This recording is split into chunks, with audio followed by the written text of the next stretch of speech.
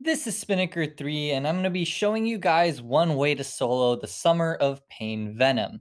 Now, this Venom is certainly a step down from the other weeks in terms of how restrictive it is, but the objectives certainly do make it a little bit tougher. But I'm going to be doing a solo that just doesn't revolve around any objectives and instead revolves around the node right here, setup and spike.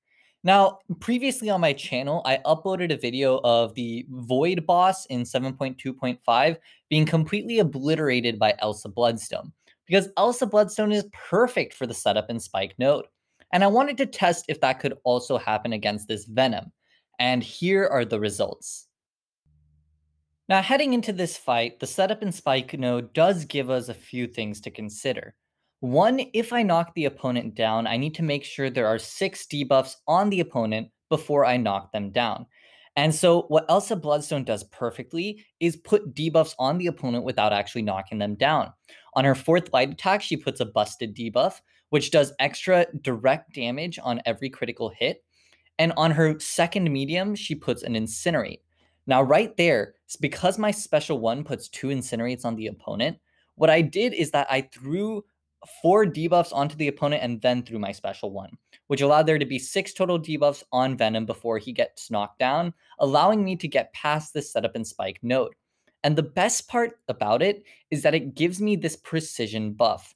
Now, this precision buff is going to be very important because it allows me to deal extra damage through each busted debuff, and these critical hits bypass all of the resistances that Venom is going to be gaining throughout this fight. Because, spoiler alert, it is a lot of resistances that he gains, physical and energy resists. So it's important that I mitigate as much of that damage as possible. And that's what makes Elsa great.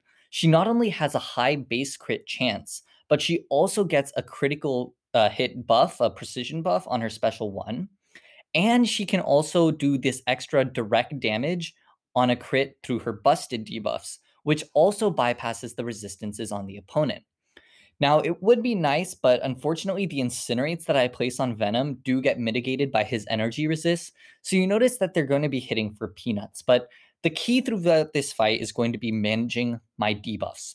And so you're going to notice how I try my best to do that by making sure that I have 4 debuffs before I throw my special one and 1 debuff before I throw my special two, so that my specials can put the rest of the debuffs, knock down the opponent, do the direct damage through setup and spike, and also reset my flow. So you notice that it's already going pretty smooth so far, but I want to highlight another part of this fight, which is the fact that you'll notice that I'm still at a full yellow bar. Now, obviously that'll change as I go on further throughout this fight, but I'm mainly trying to highlight just how safe Elsa Bloodstone is.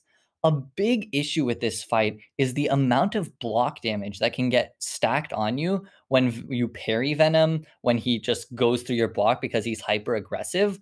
But Elsa Bloodstone has a way of avoiding that with her assisted evade, or her every time you parry or do a well-timed block, you actually are able to evade and place a busted debuff and immediately counterattack. Now, I'm going to be using that to do one of 2 things. What you just saw right here, I use that counterattack to make Venom feel more inclined to throw his special. It's very easy in this fight to get backed up because Venom is super stingy with his special attacks. So having anything that can help attack the opponent to make them feel a little aggressive is important. So most of the time I'm going to use my assisted evade to then immediately counterattack, but sometimes I'm going to just use it to effectively make Venom get more aggressive. And you'll see that throughout the fight. It's not a perfect science, but it does work when it works, you know? So right here, my goal is to get Venom to throw his special one because I don't want him to throw his special two. And luckily he does. I'm not going to lie, AI is a big part of this fight. So this fight is technically soloable with anyone, but if you're using the wrong champion, one, Venom's AI is just super wonky, very aggressive, and two, as the fight draws out, it gets very easy to make a mistake. But the nice thing about Elsa Bloodstone is that she's very safe because of that evade. She can actually escape out of a combo by using that evade too. Luckily, I don't have to showcase that because I'm able to play this fight without taking any hits, but that is something to keep in mind, that if Venom does land a hit, you can actually escape out of the second hit by doing a well-timed block. Point is, I didn't have to actually use that mechanic because I was able to play Elsa taking very few parries. I mean, I can probably count the number of times I parry in this fight on my hand. And that just means that I'm not taking any kind of block damage. And right here, you notice I use my second medium to put 1 debuff on the opponent. My special 2 puts 5, and I always am getting around the setup and spike node. So as long as you're keeping track of your debuffs in this fight, you're staying on top of getting your precision up, it actually does end up working out. Here, I get Venom to throw his special 1. I throw an Incinerate just so there's 4 debuffs on the opponent before I throw my special 1, which then makes the full 6 go on Venom, and it makes sure that I get past setup and spike. So this is what I like to call the intended way of playing setup and spike, because I know you can use other champions and just not throw your special attacks. But here, I am able to just cycle my specials without even going to a special 3 because Elsa Bloodstone just puts so many debuffs on the opponent, and she's really able to get past all of these pesky little buffs that Venom has. And so that's just making this fight a lot more manageable. And once again, that assisted evade is just so nice to have on every well-timed block.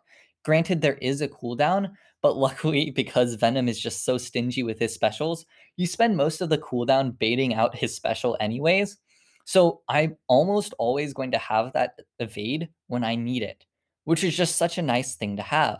And like I said, the crit buff is just giving me extra damage. The busted debuffs are giving me extra damage to the point where Venom has a crazy number of resistances on him right now. He has armor ups, he has physical resists, and he has energy resists, but I'm able to get around a lot of it because I'm playing with the setup and spike node.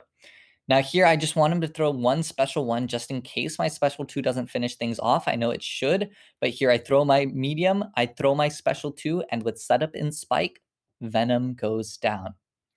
So overall, yes, this fight can be done by a lot of different champs, and Elsa certainly may not be the fastest. I mean, that took about 300 hits, took about 6 minutes too, but she was very safe for this fight. And for Cavalier players who don't really need to get objectives, or for Thronebreaker players who are really just trying to get one fight down very safely, safety is key because this AI can be one of the most frustrating things ever. So having an option that allows you to do it safely is just so important to me. So that's why I wanted to get this video out and just show what Elsa Bloodstone can do because she makes this fight very safe. So if you enjoyed this video, please let me know by leaving a like, comment on who you used to take down the Venom. I'm sure there are a lot of options. I'd love to hear who you guys used. And subscribe if you want to see more stuff like this, and I'll catch you later.